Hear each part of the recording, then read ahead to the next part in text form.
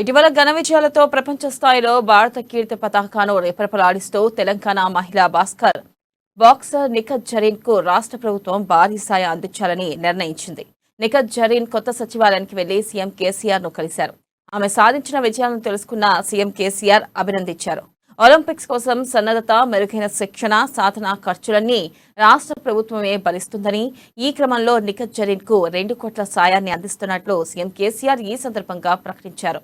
Olympics లోనూ నిఖత్ జరీన్ పథకం సాధించాలని, అందుకోసం తెలంగాణ ప్రభుత్వం నుంచి పూర్తి సహకారం అందిస్తామని స్పష్టం చేశారు.